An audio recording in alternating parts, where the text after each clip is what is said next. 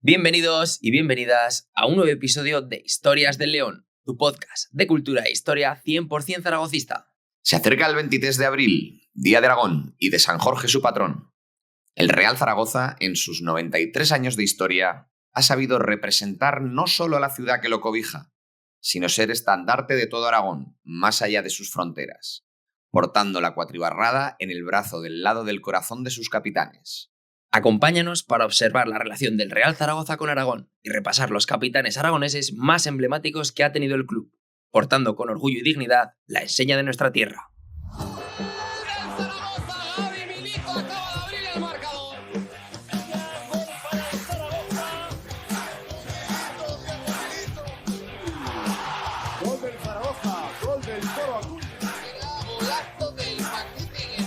Acaba de marcar el Zaragoza, qué golazo acaba de marcar Everton.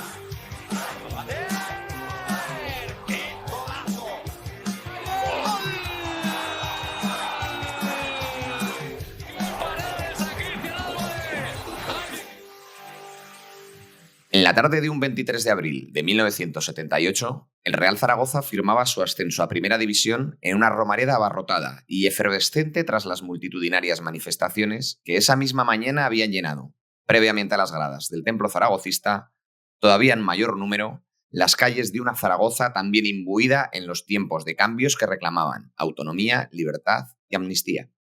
El equipo al completo, que ese 23 de abril consumó el ascenso a Primera División en una sola temporada, portó una enorme bandera de Aragón, cuando ésta todavía no gozaba de oficialidad, reflejando en el césped las demandas que el pueblo había expresado ese mismo día en la calle. La algarabía en la grada se mezclaba con los reproches a un entrenador que había conseguido el objetivo del ascenso, pero mediante un juego rácano y aburrido, contrario al gusto de la Romareda, y que además solo había alineado de inicio a un jugador aragonés, Jesús India, siendo tan señalada fecha. Los jugadores aragoneses de cualquiera de sus tres provincias en la plantilla del Real Zaragoza son ese vínculo que conecta al aficionado de a pie con el equipo y con la tierra a la que representa. Son la plasmación de que cualquiera que alentamos desde la grada desearíamos vestir la camiseta blanquilla para defender a nuestro equipo con nuestra entrega y nuestro corazón. Cuando aparecen jugadores aragoneses que consiguen crear esa conexión, la afición ya sabemos que tenemos a uno de los nuestros dándolo todo por el escudo, como si fuera cualquiera de nosotros o nosotras. Si además ese jugador es de una calidad y un compromiso superior, están todos los mimbres para que pueda ser elevado a la categoría de ídolo, leyenda o mito. Hoy, en Historias del León, hablamos de los capitanes de Aragón, aquellos aragoneses que han portado el brazalete cuatribarrado con todas las consecuencias, aquellos que nos han representado y han llevado la bandera y el orgullo de nuestro Aragón allí donde el Real Zaragoza se presentó a la batalla. Polvo, niebla, viento y sol, y los coches de la Opel. El Ebro guarda silencio y el pueblo que abandoné. Pues muy buenas, Pablo. ¿Qué tal, Sí, Ricky? Bien, pues bueno, ayer en la Romareda otro día para la historia por diferentes circunstancias. Bueno, un día más para... Otro capítulo para esa serie que se podría hacer del Real Zaragoza en los últimos años, que Netflix y HBO y Amazon Prime están perdiendo dinero. Hostia, te digo, porque otra cosa no, pero suspense todo el que quieras. Y para la salud cardiovascular aquí del personal... Lo único que el gol de Pusan nos ha fastidiado un poquito el primer episodio de Historias del León, que hablamos que Cristian y Chilaver eran los únicos porteros que habían marcado, así que bueno, toda la gente que escuchara el 1-0-1 se quedará un poco... Sí, esperábamos que en 5 meses escasos se hubiera quedado obsoleto ese programa y sobre todo ese dato, porque si fuese por otra cosa, pero hostia, ese dato era complicado. Y bueno, ya tienes una nueva cosita para actualizar en adnzaragoza.com. Ya está actualizado. Todo ese apartado de goleadores y porteros está todo actualizado. Para todos los oyentes lo podéis consultar, que son 3 los porteros que han marcado. Pero bueno, hoy no hablaremos de porteros. No, pero bueno, había que comentarlo. Alguna mención a algún guardameta aragonés habrá seguro en el programa, pero hoy nos gustaría hablar de nuestros capitanes, los capitanes de Aragón. De Aragón. Eso es que, bueno, por cómo estamos hablando de esto, ya la gente ya sabe cuándo lo estamos grabando, pero la razón principal del tema de hoy es que va a ser el capítulo más cercano en fecha que vamos a publicar al 23 de abril. Pero bueno, vamos a ponernos con las manos en la masa, pero antes recordaros que podéis apoyar a este proyecto suscribiéndoos al podcast tanto en Spotify o en iVoox, si no lo estáis ya, a nuestro canal de YouTube de ADN Zaragocista, seguirnos en Twitter a las cuentas de Historias del León o ADN Zaragocista, y también en TikTok, en Instagram, Facebook y demás redes sociales podéis encontrar a ADN Zaragocista, así como la web adnzaragocista.com, donde podéis consultar infinidad de datos del Real Zaragoza y acceder a los episodios de Historias del León. Correcto, a todos y cada uno de ellos, con su enlace a Spotify y a iVoox. Así que nada, como ya viene siendo tradición, en Historias del León, antes de entrar en harina, vamos con nuestra sección Tras las huellas del león. Buscamos a ese león escondido del otro día. A nuestro séptimo león escondido. Eso es. Vamos con el del otro día, que nuestro tema era, recordemos, entrenadores. Siempre os damos la pista de que el león escondido algo de relación tiene con el tema. Así que vamos a resolver el anterior y, como siempre, la primera pista del de hoy. El león escondido del episodio 8 jugó en 4 países diferentes. Serbia, Turquía, en el Fenerbahce jugó, España, Real Zaragoza e Inglaterra, en el Luton Town. La segunda pista que dijimos fue que participó en una Copa del Mundo. Fue en el Mundial del 2010, pero como seleccionador y de la selección serbia. O sea, por eso dijimos participó, no jugó. Llegó a entrenar a 6 equipos españoles. El Real Zaragoza, el Real Madrid, el Real Oviedo, el Atlético de Madrid, el Barcelona y el Celta de Vigo. La cuarta pista que os dimos es que debutó en la Liga Española de la mano del Real Zaragoza. Y esta realmente era una doble pista porque debutó con el conjunto maño tanto como jugador en 1978 como en la figura de entrenador 10 años después, en 1988. Y por último, como entrenador, consiguió 3 títulos en España, incluido un doblete, que fueron la Supercopa de 1990 con el Real Madrid y el mítico doblete del 96 con el Atlético de Madrid. Por lo tanto, estamos hablando de... Claramente... Radomir Antic. El serbio, que no dimos esta pista porque ya hubiera sido muy fácil, pero es el único que entrenó a los 3 grandes, digamos, a Barcelona, Atlético y Real Madrid. Hubiera sido una pista ya definitiva. Sí, esa era, lo veíamos demasiado fácil, pero bueno, con los títulos que consiguió, ese doblete, pues del Atlético de Madrid, yo creo que seguro que os ha ayudado a muchos a adivinarlo. Y nos vamos del brazo de Radomir Antic tras las huellas de nuestro siguiente león escondido, que debutó en el Real Zaragoza de la mano de Víctor Muñoz. Bueno, esta ya primera pista nos da un marco temporal ya bastante acotado.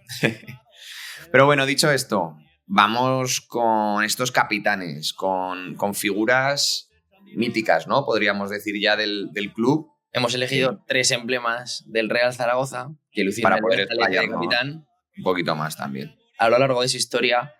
Y bueno, que seguramente muchos de vosotros, al decir 3, pues ya estaréis pensando en qué 3 aragoneses hemos podido elegir. No todos zaragozanos, pues, precisamente queríamos resaltar esa representatividad, ¿no? Del Real Zaragoza como de nuestra comunidad autónoma de Aragón, pues más allá de nuestras fronteras. Y da la circunstancia que solo uno de los que vamos a hablar es puramente zaragozano, nacido y criado en Zaragoza, y con el que vamos a empezar ni siquiera es de la provincia de Zaragoza, sí que es nacido en la ciudad, como ahora diremos, por circunstancias de la vida, pero él realmente siempre se consideró natural de Huesca. Y yo creo que ya podemos ir desvelando de quién hablamos, ¿no? Estamos hablando de Carlos Lapetra Coarasa, nacido en Zaragoza, pero natural de Huesca. Como bien decía Richie, se consideraba ostense, vivía en Huesca, procedente de una familia adinerada, se crió en la ciudad ostense y su padre, a la edad estudiantil universitaria, lo mandó junto a su hermano Ricardo a la capital, a Madrid, para estudiar Derecho. Y es allí en Madrid donde Carlos jugaría en el Guadalajara, de tercera división, su época formativa, hasta que finalmente en el 59 y con 21 años ingresó en las filas del Real Zaragoza. Sí, en ese sentido, pues bueno, cabe decir que en principio la familia, los Lapetra tenían, pues dado su origen social, ¿no? Tenían bastante claro hacia dónde querían orientar a sus hijos, ¿no? De hecho, en su estancia estudiantil en Madrid, el propio Atlético llegó a tentar a Carlos Lapetra, pero el padre no quería ni hablar de ello. Quería que sacase sus estudios en Derecho, que fuese un brillante abogado de éxito y, pues bueno, sobre todo pues, por el convencionalismo social de la época. Sin embargo, sí que la oferta que se le hizo llegar al padre de que pudiese jugar en Zaragoza y residir en Huesca fue lo que finalmente hizo convencer al padre de los Lapetra para que tanto Carlos como Ricardo pudieran realizar una prueba y, pues bueno, como era obvio, ante la calidad de ambos, pero especialmente de Carlos, pues se incorporasen a la disciplina zaragocista. Disciplina zaragocista en la que llegó a debutar un 24 de enero de 1960. Fue en una derrota por 2-1 frente al Real Madrid y, bueno, en las primeras crónicas aparecía como Carlos, era su nombre futbolístico inicial. Debutó en la 59-60 en el Real Zaragoza, en la que llegó a disputar 9 partidos, con 21 años, como decíamos anteriormente, y bueno, marcaría 3 goles. El primero de ellos fue unas semanas después de ese debut en Madrid, frente a Las Palmas, en una victoria de los blanquillos por 6-2.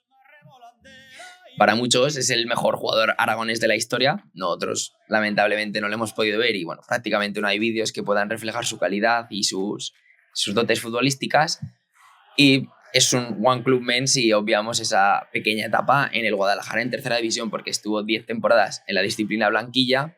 A efectos estadísticos jugó en un tercera de Guadalajara, pero dado la realidad del fútbol de la época, profesionalmente solo jugó en el Real Zaragoza. De hecho, como quien dice, pasó del equipo de la facultad a debutar en primera, ¿no? Como tú has dicho, para muchos siempre ha sido el mejor, siempre se le ha catalogado desde hace décadas ya como el mejor aragonés de todos los tiempos. Será difícil, salvo que salga un fuera de serie, establecer una comparación con alguien nuevo que aparezca para poder medir la magnitud de la figura de Carlos Lapetra, ¿no? Yo creo que también ayuda pues, a crear ese halo, pues la falta a lo mejor de más imágenes o de más, todo lo que se cuenta al final siempre es en una clave pues muy épica, ¿no? Recordemos que fue el estandarte de los 5 magníficos, la época más gloriosa del club. Pues bueno, yendo a las fuentes bibliográficas, quiero nombrar en especial el libro de Rafael Rojas sobre los magníficos porque pues, hemos extraído mucha información de aquí. Para que alguien trascienda tanto como lo hizo Carlos Lapetra, también es fundamental una personalidad diferente, ¿no? Entonces, en ese sentido, todas las crónicas, todos los testimonios de los que vivieron aquello, pues hablan de la personalidad tan arrolladora y tan particular de Carlos. Pues sí, porque era tan especial que, bueno, como muchos sabréis, lució el 11 a la espalda, era el extremo izquierda de aquella formación de ensueño, de los magníficos, pero era el extremo aunque odiaba jugar pegado a la banda. Se decía que era un media punta que jugaba en banda izquierda y se metía hacia el centro haciendo jugar a sus un media punta compañeros. Cuando no existía tal posición, era como un inventor de esa manera de jugar hacia adentro, ¿no? Un adelantado. Los puristas reclamaban que un 11 tenía que ir pegado a la línea de cal y Carlos Lapetra hacía lo contrario. Un adelantado a su tiempo, un centrocampista excepcional que partía desde la izquierda en un principio en las alineaciones, pero siempre se venía hacia adentro a hacer jugar a sus compañeros. Como bien decíamos, es uno de los jugadores más influyentes de la historia del fútbol aragonés. Estuvo 10 temporadas en el Real Zaragoza, empezó en el 59, se retiró en el 69 y compartió capitanía con otros 2 grandes ilustres de nuestra historia como son Severino Reija o Enrique Yarza. En el episodio 3 de las Supercopas hablamos de quien había levantado más títulos como capitán. Nombramos a Carlos Lapetra, que en el 66 levantó la Copa del Generalísimo que el Real Zaragoza conquistó frente al Athletic Club. Sí, también nombrábamos, a cuenta de esto, es un dato que a nuestros oyentes no vamos a poder dar con exactitud, pero cuando hablamos de Yarza en el primer capítulo también hablábamos de las copas que había levantado, ¿no? Porque advertimos en nuestras búsquedas que así como levantó los 2 trofeos conseguidos en el 64, en el 66 la copa ya fue levantada por Carlos Lapetra. Hasta donde he conseguido investigar en la medida que la vida me lo permite, he visto el primer, al menos gráficamente, en texto tengo que investigar más, pero la primera foto en la que Carlos Lapetra ejerce de capitán sería contra el Leeds United. En la semifinal de la Copa de Ferias, pero entiendo que no sería en Ellen Road, el estadio inglés, sino que sería en la Romareda. No, es en la Romareda, la foto es en la Romareda. en esa mítica eliminatoria que, bueno, seguramente la podamos nombrar en otro episodio, que los aficionados del Leeds United despidieron con una ovación sonora a los magníficos después del gran partido que realizaron en el partido de desempate de esas semifinales de la Copa de Ferias del 66. Eso es, seguramente el ejercicio de su capitanía vendría de la mano del nuevo técnico que hubo esa temporada, que fue Dausic. Y bueno, pues se le entregó ya el rol de capitán pues a la figura más mediática a nivel nacional, incluso de ese Real Zaragoza magnífico que era Carlos Lapetra.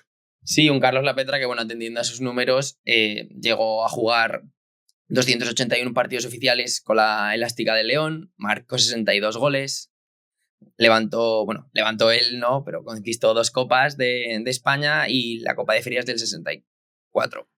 Es el quinto aragonés con más partidos en la historia del club y el aragonés con más goles defendiendo la camiseta del Real Zaragoza. Y así un poquito, pues su mejor temporada fue el 64-65, en la que llegó a anotar 16 tantos, pero como algunos sabréis, esta temporada es la 64-65 en la que no consiguen títulos los magníficos, es decir, en el 64 consiguen 2, 65 se quedan a 0 y en el 66 vuelven a ganar. Pues bien, esa temporada 64-65 fue numéricamente la más destacada de Lapetra con 16 goles. Sí, en la que no obstante, como todos esos años, conseguirían una muy buena clasificación de liga estando siempre entre los 5 primeros. Y subió un subcampeonato de Copa. Pero bueno, al final la Romareda se había acostumbrado a ganar títulos y ese año pues entiendo yo que fue un poco desastroso para la exigente afición del Estadio Municipal de la Romareda. La verdad que leyendo ahora mucho yo creo que se labró ahí la exigencia de la Romareda. Ojalá tener que enfadarnos por eso actualmente. Sí. Pero viendo algunas destituciones que hubo por la época dices, joder, se cargaban los entrenadores ahí luchando por el título. Madre mía, el carácter de la afición zaragozana ya en los 60. Yo creo que has nombrado los datos principales como zaragocista. Yo creo que nombrar algunas curiosidades de él, como que estaba muy vinculado a su ciudad natal. Bueno, natal no, porque recordemos que nació en Zaragoza, sino a su ciudad, que era Huesca. Y bueno, se sabía que tanto él como su hermano cuando coincidieron, pero luego él siempre que podía, hacía vida en Huesca, comía en Huesca incluso los días de partido y luego bajaba con su coche, con uno de los múltiples que pudo tener, ya que era un gran amante de los coches, y bajaba directamente desde Huesca hasta Zaragoza para disputar los partidos. Cuentan los chascarrillos de la época que se mejoró esa carretera entre una capital y otra para facilitar los viajes de Lapetra. Y bueno, pues en cuanto a su carácter, lo que hemos dicho, unido también a esa ascendencia social acomodada, ¿no? Pues él era un bon vivant, por decirlo de alguna manera, era disfrutón, como hemos dicho, amante de los coches, pero luego a la vez tenía cierto desapego a lo que era el mundo del fútbol en general, ¿no? Lo que él ante todo le gustaba era jugar, pero no era ni mucho menos un hombre de fútbol en el sentido de que fuese su única preocupación o su única afición, sino que al contrario. Lo que le gustaba era jugar en el césped y luego en su vida personal y privada y de ocio y placer pues tenía múltiples aficiones con las que llenaba su vida y vamos, ya. Un gran profesional. Tanto es así que después de una patada que recibió de parte de un defensa del Everton en competición europea que le rompió la tibia o le hizo una fisura en la pierna, siguió jugando, intentó volver antes de tiempo. Bueno, y esa lesión al final sería la que acabaría con su trayectoria porque, bueno, las 2 últimas temporadas, la 67-68 y la 68-69, apenas disputó 12 partidos y al final, bueno, se tuvo que retirar prematuramente a pesar de la calidad que tenía y que, bueno, muchos compañeros como Canario, Juan Manuel Villa comentaban en una entrevista que podía haber durado más, sobre todo porque era un jugador que no requería tanto el físico como otros, ¿no? Que al final su clase y su calidad tapaban esas carencias físicas. Entonces, bueno, pues al final Lapetra se retiró en 1969. Sí, tanto es así que su retirada se consideró demasiada prematura para su calidad, aunque siempre es verdad que se destacó también su buen físico. De Carlos Lapetra siempre lo que todo el mundo ha destacado ante todo es su gran inteligencia en el campo, ¿no? Su principal arma de la que se valía, incluso a veces había crónicas que decían que pensaba más de lo que eran capaces de pensar sus compañeros con lo cual a veces tomaba decisiones que no las sabían interpretar sus compañeros, ¿no? Porque veía cosas que los demás no veían. Pero bueno, la salida de La Petra ciertamente fue polémica, ¿no? Si repasamos las fuentes, hubo por medio también temas económicos, ¿no? En cuanto a la rescisión, también se consideraba que podría haber alargado su carrera. Luego él no quiso jugar en otros equipos a nivel profesional. Pero bueno, está la anécdota de que cuando Zalba, un joven Zalba en aquella época, accedió a su primera presidencia del Real Zaragoza, que fue 2 años y medio después de la retirada de La Petra, le propuso volver al fútbol, pero a condición de que éste se sometiera a una exigente prueba de 1 semana y el entrenador diera el visto bueno a esa incorporación. Carlos La Petra, con el carácter y personalidad que hemos dicho hasta ahora, se negó en rotundo al requisito que le imponía y no acudió a ese primer entrenamiento al que estaba convocado, ya que él consideraba que su calidad estaba fuera de toda duda y era una cuestión de amor propio. Y eso, él seguía herido pues porque considera que le echaron del Real Zaragoza y pues bueno, se intentó, pero no se pudo reeditar esa vuelta de Carlos La Petra a las filas zaragocistas. Y antes de pasar con nuestro segundo capitán, también tenemos que hacer una parada también en su trayectoria como internacional, porque bueno, Carlos La Petra llegó a jugar 13 partidos como internacional con la selección. Su debut fue en junio del 63, en una derrota 2-6 ante Escocia en un amistoso en el Santiago Bernabéu. Y bueno, marcó un único gol, que fue en una victoria en el clasificatorio para el Mundial del 66 en el Pizjuán, en octubre del 65, en una victoria ante Irlanda. Por 4-1, él acabaría metiendo el último gol. Jugó en la Eurocopa del 64, la que ganamos con el gol de Marcelino, y el Mundial del 66, que fue su última aparición con la selección española. Fue en el último partido de la fase de grupos, en Villa Park, en el estadio de Aston Villa, con el 22 a la espalda. Perdieron por 2-1 y se despidieron de la Copa del Mundo. Y ahí cerró Carlos La Petra su paso por la selección española, en la que bueno, compartía posición con un jugador mítico del Real Madrid como es Gento, y que le llevó pues seguramente a disputar menos partidos de los que se hubiese merecido, o los que eso se dice en las crónicas, ¿no? ¿Es así, Richie? Sí, iba a nombrar eso, que fue el tercer aragonés en ese momento, que fue convocado por la selección española. Y claro, pues la prensa madrileña ya era como era en ese momento, ya tenía la influencia que tenía. Y pues bueno, era encendido y acalorado el debate, ¿no?, sobre quién debía ocupar ese puesto de extremo, sobre todo por lo que hemos hablado de que La Petra no siempre actuaba como extremo como tal. Y pues bueno, siempre había esa rivalidad, ¿no?, entre gente pro La Petra y pro Gento para la selección española. Y el último apunte que quería hacer un guiño a mi abuelo Álvaro, que siempre me comenta que los aficionados de la Romareda, cuando veían a La Petra, ahí tengo la duda, que no recuerda muy bien el que si cuando se bajaba las medias o se las subía, la afición de la Romareda se levantaba, porque era cuando iba a empezar el buen fútbol. Cuando La Petra ya se ponía en serio y hacía jugar al resto de los magníficos. Era la señal, ¿no? La señal de que iba a empezar el espectáculo. Sí, como la de Batman, ¿no? Pues las medias de La Petra se hacían indicar que el Zaragoza iba a campeonar esa tarde. Empezaba el run run en la grada. Qué buena esa anécdota de tu abuelo. Bueno, pues yo creo que hemos hecho hay más cosas, pues se podrían decir más cositas de La Petra que hemos encontrado, pero bueno, yo creo que para entrar en el tiempo estándar de nuestro programa hemos hecho un muy buen repaso bueno, al que ya hemos dicho que muchos consideran el mejor aragonés de todos los tiempos. Pues bueno, vamos a hacer una transición con las pistas de Tras las huellas del león, antes de hablar del siguiente, que ese sí que era un buen león. ¿Cómo esperas que te quiera?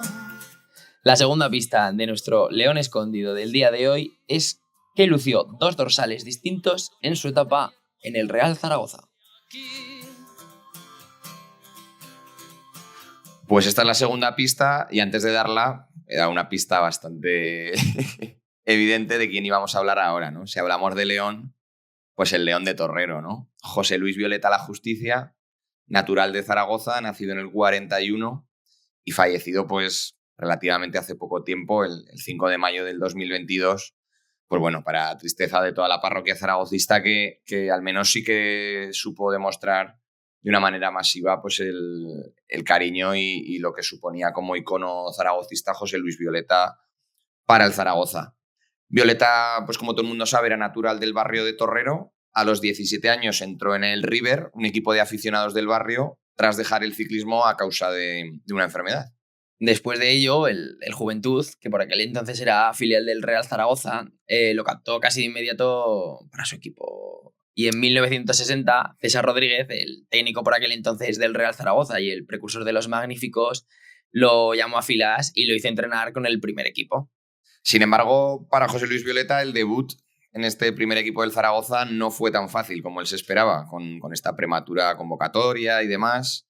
No consiguió jugar y además tuvo un exilio inesperado, porque en la temporada 62-63 el club decidió cederlo al Calvo Sotelo de Puerto Llano, donde ahí sí que dispuso de todos los minutos necesarios para demostrar y explotar todas sus cualidades, e incluso se enfrentó a Di Stéfano y llegaría a llamar, como no podía ser de otra manera, la atención del Real Madrid. Pero ya se había decantado por vestir la camiseta del León y pasar a ser historia del club. Eso es, se unió como uno más a la plantilla de los Magníficos, pese a su juventud. Y yo creo que el Real Zaragoza, tras esa cesión, se dio cuenta que tenía ya que darle la alternativa a José Luis Violeta y no jugar tanto con el joven, que desde luego merecía una oportunidad y un hueco en el equipo, en el que permanecería hasta finales de los años 70.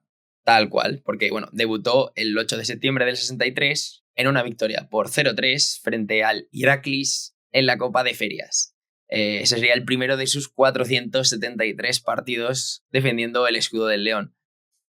Ese mismo, un mes después más o menos, marcaría en una victoria frente al Valladolid por 3-0 en Liga su primer tanto como jugador del Real Zaragoza.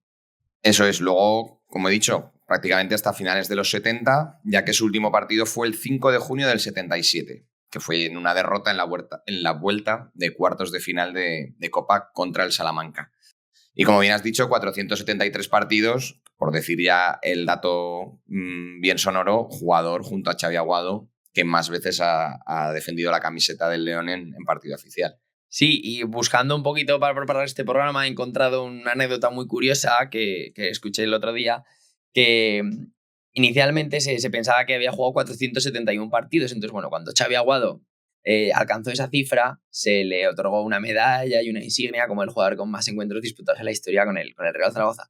Pero a los años, Pedro Luis Ferrer, el periodista, le comentó que al final José Luis Violeta había 2 partidos que se le habían asignado. Aquí ya tengo dudas si eran a Isasí o a Pepín o a País, uno de esos 3 jugadores. Entonces, claro, al final Violeta tenía 473 y acabaron empatados tanto Xavi Aguado como José Luis Violeta como jugadores con más partidos oficiales en el Real Zaragoza. Un dato curioso, anecdótico y bonito, porque al final ellos dos siempre habían demostrado un respeto y un cariño mutuo, y al final es incluso más bonito no tener dos referentes y 2 leyendas empatadas con más partidos. A ver, tendremos que ver si alguien viene a desempatar ese número 1. No sé, se me ocurren algunos aragoneses ahora que están empezando, que son muy jóvenes, ya llevan muchos partidos y están defendiendo el brazalete con bastante dignidad en estos últimos tiempos. Un brazalete que José Luis Violeta cogería al final de los 60, con las salidas y retiradas de Reija y La Petra, como bien decíamos antes, en torno al año 69, acabada ya la etapa de los Magníficos, porque recordemos que José Luis Violeta es un poquito el jugador nexo entre los Magníficos y los zaraguayos. Lo hizo con Manolo González, el defensa andaluz, porque José Luis Violeta tiene 3 títulos, la Copa de Ferias y la Copa del Generalísimo del 64, aunque no llegó a disputar ninguna de esas finales. Sí que jugó la del 65, que acabarían perdiendo frente al Atlético de Madrid.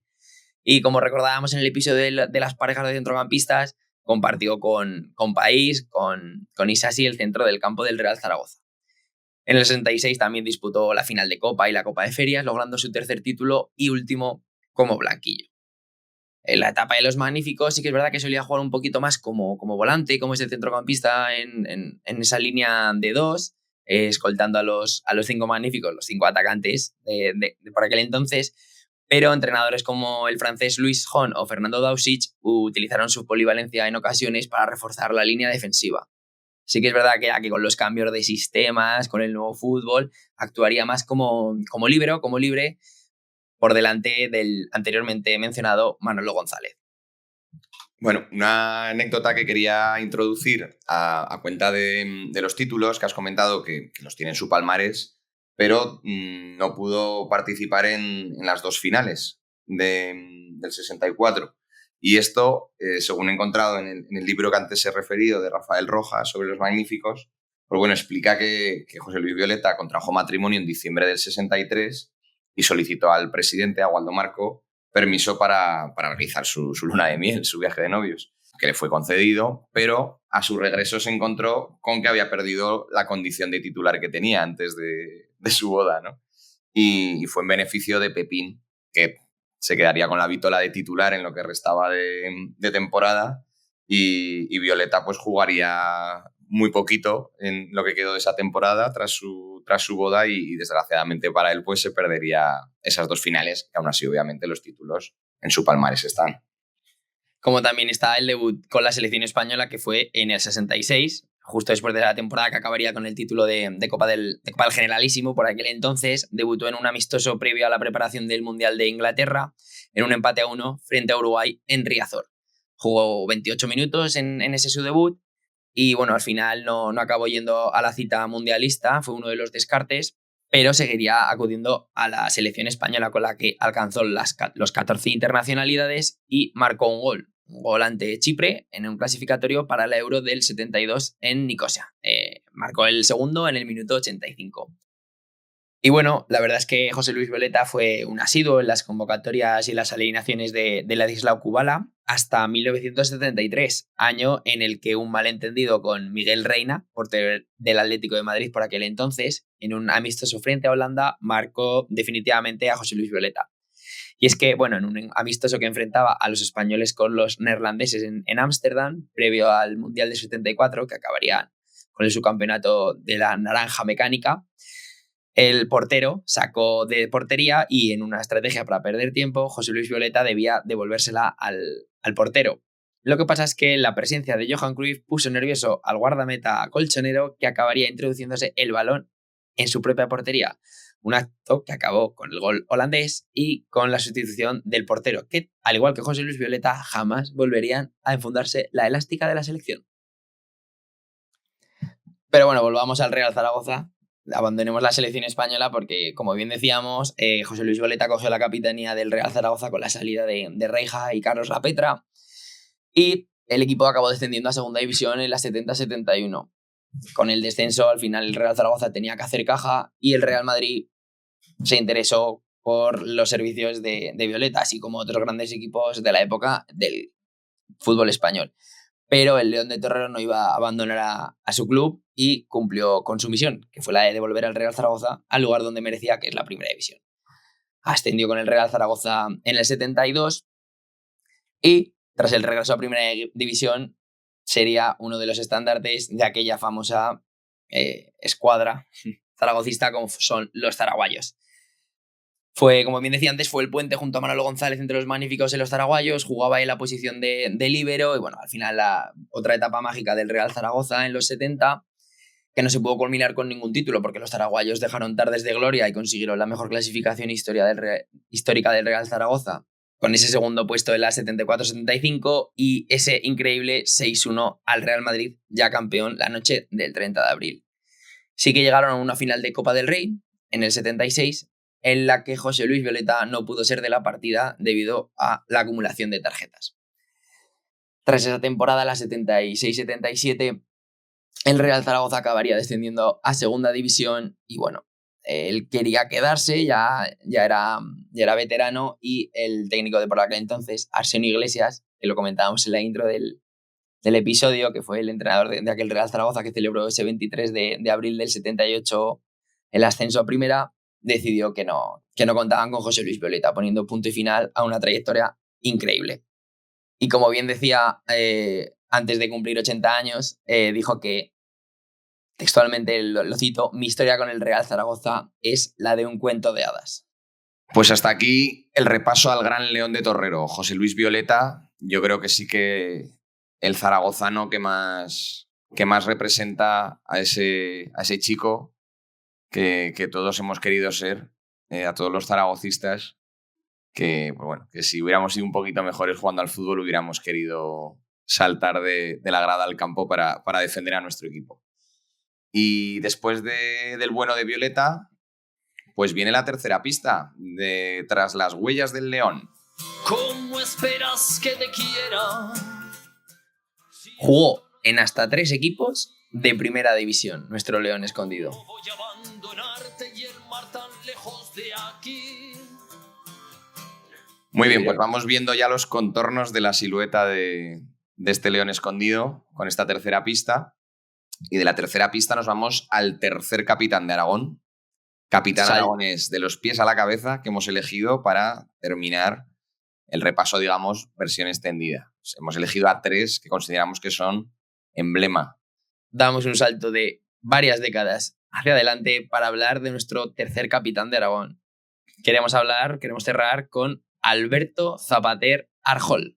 Natural de las Cinco Villas, nacido en el año 85, comenzó su carrera futbolística pues, en el club de su localidad, en la Sociedad Deportiva Egea. En el 97 ya ingresó en las categorías inferiores del Real Zaragoza y se trasladó a vivir aquí a la capital junto a sus familiares. En 2004 fue nombrado como el mejor jugador juvenil de fútbol en Aragón, tras haber completado una gran temporada con el División de Honor Juvenil, en la que llegó a anotar 12 goles a pesar de jugar en la posición de centrocampista. Muy pronto le llegó su oportunidad con el primer equipo, ya que debutó en agosto del 2004 en esa Supercopa que todos recordaréis, Supercopa de España ante el Valencia, que ganaría el Real Zaragoza y conseguiría acabar siendo indiscutible en la Liga y también en la Copa de la UEFA. Sí, bueno, Zapater hizo la pretemporada del 2004, pasó del juvenil al primer equipo, como haría recientemente pues, o Francho Serrano, o Jesús Vallejo. Y bueno, fue una grata sorpresa. Y bueno, la verdad es que no se notaba que era un juvenil por su capacidad física, por su inteligencia, por su despliegue. Y bueno, sí, con Víctor Muñoz fue indiscutible, ya hemos hablado un poquito de él, hablamos en la Supercopa, en el programa de la Supercopa, en el de las parejas de centrocampistas. Y sí, bueno, debutó contra el Valencia en 2004. Su primer tanto lo hizo en Copa, en una eliminación ante el Nàstic de Tarragona, en primera ronda, en un Real Zaragoza que venía a defender título y cayó a las primeras de cambio en Tarragona. Luego, claro, como todos sabemos, pues la trayectoria de Alberto Zapater como capitán zaragocista pues ha estado marcada por sus 2 diferentes etapas en el club, ¿no? Su carrera estuvo muy marcada por su salida del Zaragoza, incluso a que seguramente él no la deseaba, estaba muy condicionada por la situación económica del club. Entonces, empezando por la primera etapa que acabamos de nombrar, en la que debuta muy joven, recién subido del juvenil, estuvo 5 temporadas en las que fue indiscutible, tanto en el pivote como también en el lateral. Lateral que, como bien recordamos, jugó en el 6-1 frente al Madrid, ocupando esa posición. Lo comentamos en otros capítulos, pero sí, fue indiscutible tanto con Víctor Muñoz como con Víctor Fernández esas primeras temporadas. Tanto es así que con la salida de Gaby Milito al FC Barcelona en el verano del 2007, acabaría pasando a ser segundo capitán por detrás de Luis Carlos Cuartero.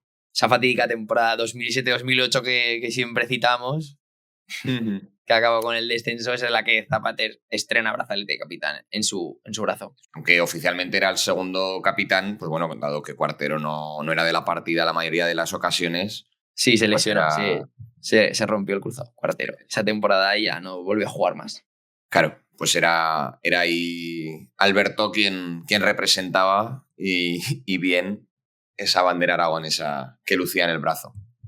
Como bien sabréis, el equipo acabaría descendiendo a segunda con un plantel de ensueño a principio de temporada, pero Alberto Zapater, como bien hizo nuestro anterior capitán de Aragón, se quedó en el barco para sacarlo a flote y acabar ascendiéndolo. En esa temporada 2008-2009, en la que jugó prácticamente todo, sí que es verdad que acabó jugando un poquito más de lateral por la llegada de Poncio, que hizo dupla con Gaby Fernández, tan de moda en la actualidad. Y Zapater, bueno, se despidió del Real Zaragoza frente al Córdoba en ese ascenso, dejando esa imagen tan bonita, besando el brazalete al ser sustituido. Se me ponen los pelos de punta ahora de recordar esa imagen, bueno, ya tantas veces reproducida, ¿no? Pero bueno, condensa muy bien el amor y el sentimiento hacia el Zaragoza. Pero bueno, ahí fue su partida de la tierra que le vio nacer como futbolista y se marchó a Italia, ¿no? Al Genoa italiano. Un poquito lo sacaron a patadas del equipo porque recordemos Traes pasta. que estaba Agapito al mando del club y bueno, se necesitaba sanear las cuentas que estaban en números rojos y bueno, Alberto Zapater se despidió con lágrimas en los ojos y se marchó al Genoa. Antes de vamos a hacer un repaso más o menos ágil por su periplo extranjero. Alberto Zapater, a diferencia de los dos anteriores, no fue internacional absoluto con la selección española, pero tenías aquí recogido unos pocos datos sobre su participación como internacional en las selecciones inferiores. Sí, jugó en la sub-20 y en la sub-21, la selección española en numerosas ocasiones. Llegó a disputar el Mundial Sub-20 de 2005, en la que compartió equipo con Cesc Fábregas, David Silva o Fernando Llorente. Y bueno, en ese torneo, yo sí que lo recuerdo de haberlo visto, cayó España en los cuartos de final frente a la Argentina de Leo Messi, Pablo Zabaleta y etcétera, en un encuentro en el que Alberto Zapater puso el empate a 1 en la primera parte. Pero bueno, al final Messi acabaría siendo decisivo ya por aquel entonces y dejaría a los españoles fuera del torneo. Tras ello sí que bueno, jugó de 2004 a 2006 en la selección española sub-21 en la que bueno, era un habitual. Volviendo a Genoa, lo primero, una anécdota que comentando que íbamos a hablar de Zapater, un amigo me recordó que Alberto Zapater anotó el primer gol de la Europa League, como con esa denominación y ese nuevo formato. Digamos, cuando saltó de la Copa de la UEFA a la Europa League, fue un gol de falta de Alberto que se puede consultar en YouTube. También bastante graciosas las declaraciones en un italiano macarrónico de un Zapater recién llegado al país italiano, ¿no? Las mismas vibes que Joaquín en la Fiorentina. Sí. No, en un tono más, bueno, pues con el tono sevillano y otro con el tono egeano. Pero sí, bueno, Zapater estuvo en Genoa solo una temporada después de haber desembolsado 4 millones por sus servicios. Al verano siguiente acabaría saliendo traspasado en un intercambio entre el club italiano y el Sporting de Portugal por Miguel Veloso, un centrocampista portugués. Pero sí que es verdad que en el Sporting de Portugal jugó un año, jugó a buen nivel y llegó a debutar en la Liga de Campeones. Jugó pues unos 30 partidos. Sí que es verdad que bajó un poquito sus apariciones respecto a las prestaciones dadas en el fútbol italiano. Pero bueno, al final 30 encuentros, marcó también 2 goles en Portugal y al final de temporada se acabaría yendo a Moscú, al Lokomotiv. Ahí, a pesar de realizar una buena temporada en el primer año, en las siguientes, la verdad que iría tomando un rol mucho más secundario, ¿no? Pues estando mucho más en el banquillo y además, pues bueno, claramente marcado y lastrado por todo un rosario y calvario de lesiones, y haría que su último partido oficial realmente allí lo jugara en 2013, pese a que luego, como veremos, el regreso a casa fuese 2 años después. Sí, bueno, las lesiones le lastraron, tuvo muchas lesiones en pubis y espalda sobre todo, y bueno, acabaría dejando Moscú en 2015 tras rescindir contrato, y durante los siguientes meses, bueno, pues llevó a cabo aquí una puesta a punto con Andrés Subieto, el preparador del Real Zaragoza, o bueno, no sé qué cargo ocupa exactamente, pero bueno, un crack que consiguió recuperar a Alberto Zapater para la partida. Y en junio de 2016 se oficializó el regreso a su casa de la mano también de un gran amigo como es Rubén Gracia Cani. Bueno, y ya de su vuelta al club en 2015, que fue ahí hace 10 años ya, parece a lo tonto ha pasado una década, pero bueno, ya es historia contemporánea de nuestro club. Y pues bueno, al final lo que fue haciendo Alberto Zapater, bajo mi punto de vista, fue temporada tras temporada, aun cuando cada vez era más mayor, más veterano, se le presuponía que iba a tener un papel cada año más secundario, pues por una cuestión ya física, ¿no? y de edad biológica. El tío demostrar que en cuanto a entrega y en cuanto a esfuerzo no le ganaba a nadie, ¿no? Y en muchas temporadas incluso acabó alcanzando una titularidad que no se le presumía, pero acababa rindiendo pues pues como cualquier otro o más de la plantilla, porque al final, yo siempre lo digo, el que es bueno es bueno. O sea, y Zapater, pues claro, tenía de tener una carrera futbolística pues de élite, de alto nivel, ¿no? Jugando en Europa, en grandes plantillas, y eso al final pues se nota por muchos 30 y tantos tacos que tengas. Las 2 primeras temporadas, atendiendo a los datos, que lo juega todo. La primera juega 42 partidos de 42. Se comentaba, bueno, yo llegué a escuchar que acaba el partido el fin de semana y luego se pegaba entre semana entre algodones para poder llegar al encuentro. Eso ya, bueno, no sabemos si es cierto o no, pero bueno, las 2 primeras temporadas lo juega prácticamente todo, y en la segunda, después del regreso, que es la de Nacho González, la que el Real Zaragoza, bueno, hace una segunda vuelta espectacular, y por cosas del destino y porque somos el Zaragoza, no se ascendió contra el Numancia. Es que ese año metió gol él en la ida. Es que se destapa como un lanzador de falta espectacular. Es que marca 3 goles de falta, incluso 4, ¿eh? Te lo estoy diciendo así de memoria, pero bueno, creo que fueron 3. Marcó en los pajaritos en la ida del playoff, y al final, bueno, Alberto Zapater, un emblema, y ese año pues, jugó a las mismas maravillas el equipo, y siendo Zapater pieza clave. Sí que es verdad que después de ese año tiene dolencias físicas, y la 18-19 no juega tanto, y la 19-20, que también otro escalabro en nuestra historia reciente, que acaba con el no ascenso, sí que juega al final después de la pandemia. Hasta la pandemia no fue de la partida por problemas físicos. Pero claro, la cuestión es eso, que después de ese fracaso de no consumar el ascenso en la 19-20, en las 3 temporadas infumables que nos comimos después, en la 2021, 21-22, 22-23, cuando pues había que sujetar ahí la vela, el palo del barco como se pudiese, es que el tío se clava más de 30 partidos, o como mínimo 30 partidos en todas las temporadas.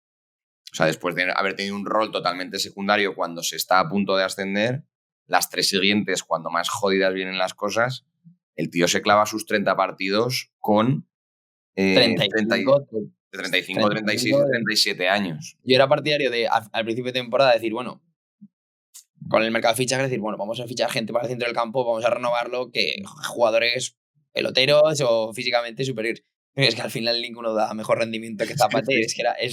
No sé si triste, no sé si es de orgullo es un síntoma, de Alberto Zapater. De algo. De que al final un jugador de 36 años sea tu mejor jugador, bueno, pero es que vuelvo a insistir, es el último jugador de élite, yo creo, de alto nivel, que ha pasado por la plantilla del Zaragoza.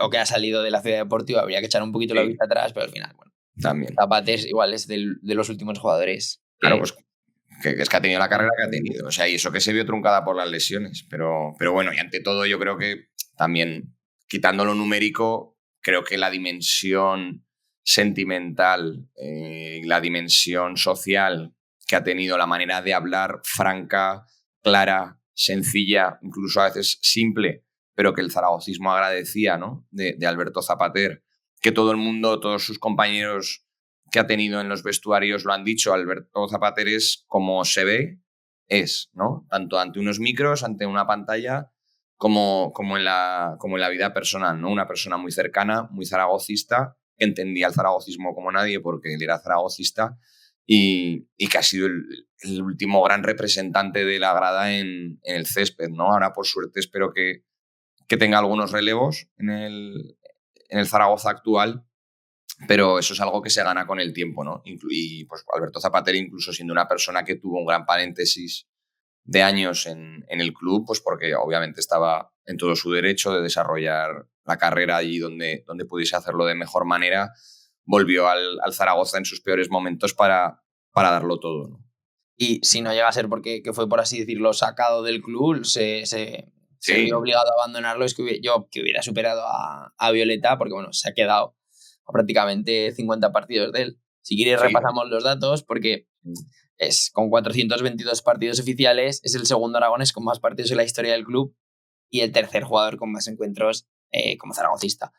29 goles, 12 temporadas, la Supercopa de España que ganó en su debut, y bueno, fue capitán desde el 2007 al 2009, como bien decíamos, y del 2016 al 2023, dándole el testigo en ese último partido en la Romareda ante el Tenerife al recién retirado Cristian Álvarez.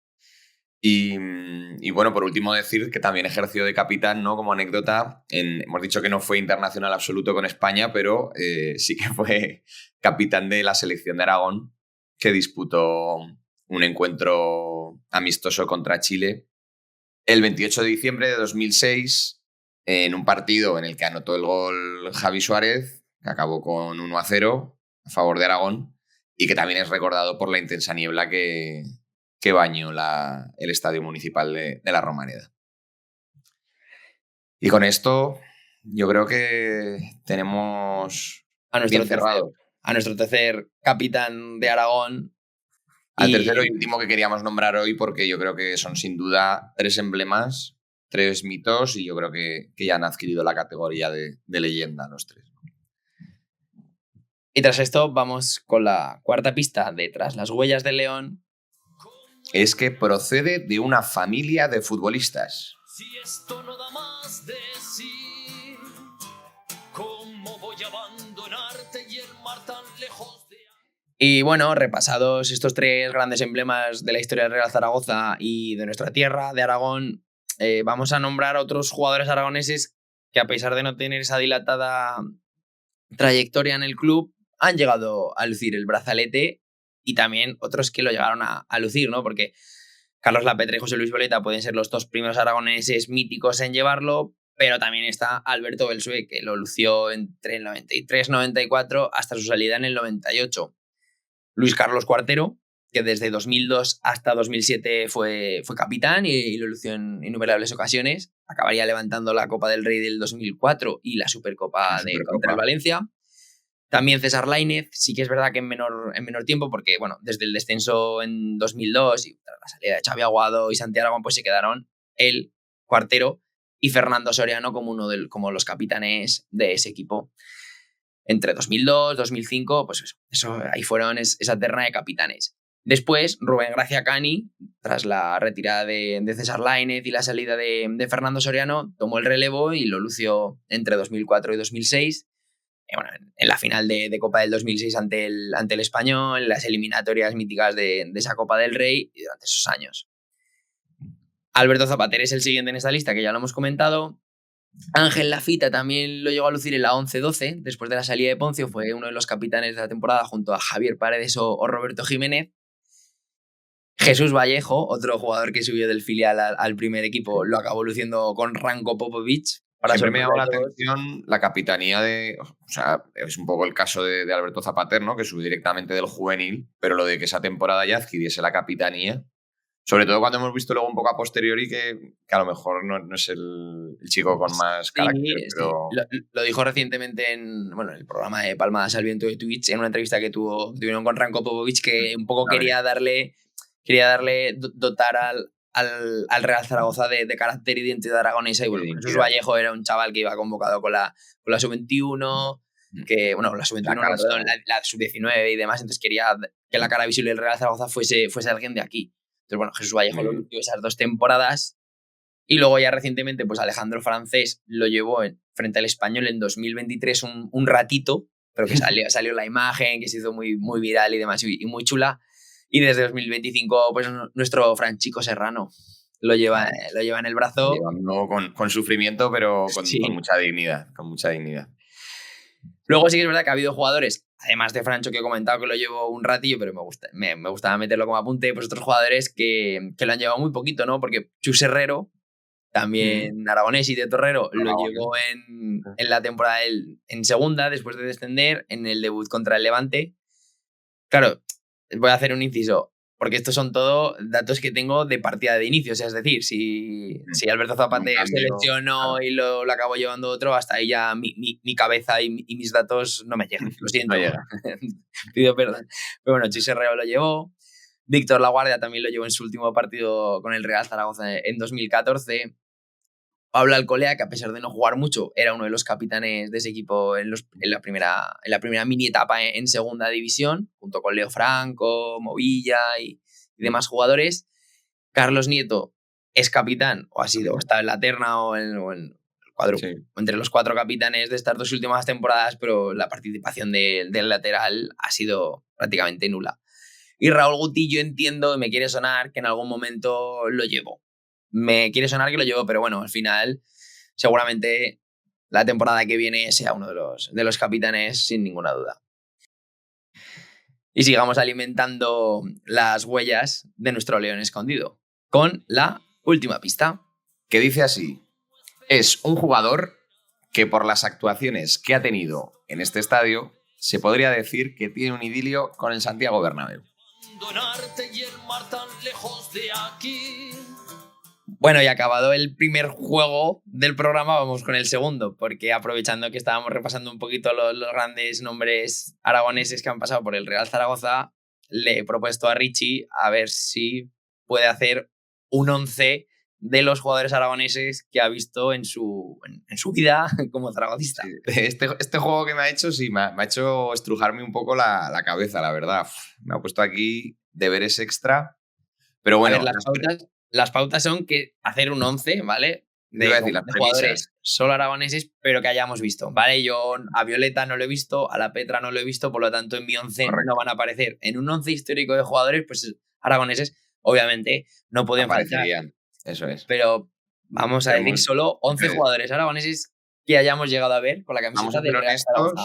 Y vamos a trabajar con esos mimbres, que nosotros mismos lo hayamos visto. No sé si tú luego has hecho aparte otro 11, pero a mí lo que me dijiste era que yo haya visto, ¿vale? Voy a dar un dato personal para todos nuestros oyentes y es que tengo 34 años, voy a hacer, ¿vale? Lo digo por situar el marco temporal, que bueno, algunos los he visto de muy pequeñito, pero la mayoría sí que los he visto claramente. Voy a empezar por la portería y ahí creo que ofrece pocas dudas que el portero tiene que ser el gran César Lainez. Ahora vamos con una defensa de 4 que he trazado y empezando por el lateral derecho sería, yo creo, de los más antiguos de los que yo he visto, porque serían años 90, pero sí que tengo consciencia de haber visto al gran Alberto Belsué. Ese carril derecho tiene que ser para él. Voy a elegir para la pareja de centrales a Vallejo y a Pablo Alfaro. Y me explico por qué. A Vallejo porque los 2 años que estuvo en el Zaragoza pues rindió a un gran nivel. Y a Pablo Alfaro, no voy a mentir a nuestros oyentes, pero yo nunca lo he visto jugar con la camiseta del Zaragoza ni tengo ese recuerdo. Pero bueno, la carrera que luego ha demostrado en el resto de sus equipos, como Racing de Santander, Sevilla sobre todo y demás, pues bueno, hacen intuir que en el Zaragoza también rayó a muy buen nivel. Así que lo he visto jugar y ha sido jugador del Zaragoza y aragonés. Y me he dejado para el lateral izquierdo a Alejandro Francés. Belsué, Vallejo, Pablo Alfaro, Francés, mi defensa. Vamos al mediocampo con un cuadrado mágico compuesto, como no, por Alberto Zapater, por Fernando Soriano, Raúl Guti y de enganche Rubén Gracia Cani. Y arriba para el gol he puesto, sin mucha duda, a Ángel Lafita. Y luego de acompañante no hay tantos atacantes aragoneses que hayan debutado en el Real Zaragoza o que hayan jugado bastante en el Zaragoza de los años 90 a esta parte. Y al final me he decidido por Alberto Soro. O sea que ese sería mi 11. Ahora pues venga, el paraguas y que me llegue. Muy bien. No, muy bien. Salvo la trampa de Pablo Alfaro, muy bien. Bueno, venga, pues yo voy a ir con el mío. Yo voy a ir con el mío, ¿vale? Con el tuyo. A ver. Que sepan los oyentes que no lo hemos puesto en común. No, es todo secreto esto. Todo secreto. Yo, obviamente, en portería he elegido a César Lainez. Ahí no había duda. He elegido una defensa de 4, muy cambio de generaciones, ¿no? Porque una defensa de 4 con Cuartero, Vallejo, Francés y Lasure. Hostia. Vale. Luego optaría por Cuartero, mira, Cuartero lo podría haber tenido en cuenta. Es que por eso ahí Belsué era muy claro. Pero bueno, claro, yo a Belsué no lo he visto. Entonces, bueno, Cuartero, Vallejo, Francés y Lasure en una defensa de 4, carrileros largos para jugar con un rombo fantástico, con Zapatero en el ancla, Francho y Guti en los interiores y Cani de media punta de verso libre. Vale, o sea, ahí solo me has cambiado a Soriano por Francho, ¿no? pero por el estilo de juego, por ese rombito con interiores de largo recorrido y físicos. Y sí que es verdad que en ataque, como bien decías, no ha habido delanteros en las últimas décadas. Entonces yo he optado por reconvertir a Ángel Lafita de delantero y acompañarlo con el tiburón, con Iván Azón. Ah, bueno, vale. Entonces, bueno, Bien. si Se quieres, me pasó por la cabeza incluir a Zon, pero... si quieres los decimos rápido de carrerilla para repasarlo y lo subiremos a redes y os retaremos a todos los oyentes a que nos pongáis cuál ha sido vuestro 11 de aragoneses que habéis visto. Venga, pues 11 de Richie de aragoneses que ha visto jugar: César Leínez, Alberto Belsué, Jesús Vallejo, Pablo Alfaro y Alejandro Francés en la defensa. En el medio campo con Alberto Zapater, Raúl Guti, Fernando Soriano y Cani. Y arriba y para el gol, Ángel Lafita y Alberto Soro. Pues el 11 de Pablo, de aragoneses que ha visto, estaría formado por César Lainez, Cuartero, Vallejo, Francés y Lasure, Zapater, Francho Guti, Cani, Lafita e Iván Azón. Pues ahí queda eso, para cerrar ya este capítulo número 9 de Capitanes de Aragón. Pues bueno, un capítulo muy cuatribarrado. El alma cuatribarrada y blanquillo el corazón, ¿no? Que dice la canción que nos ponen en los descansos. Entonces, bueno, esperemos que hayamos repasado a todos esos capitanes y os hayamos descubierto alguna historieta, sobre todo de los dos más antiguos, ya que Zapater es más contemporáneo. Y nada, nos ponemos a preparar el 10º episodio con la esperanza de que el Real Zaragoza siga yendo para arriba y que no necesite las actuaciones de su portero en área rival. Ya te digo. Eso es, que esté la salvación más cerquita ya en el siguiente episodio. Así que bueno, abrazo de León. Y blanquillo el corazón. Chao. Chao. Viejo Romeral, una grada, concierto, un terreno sin mar, se cae.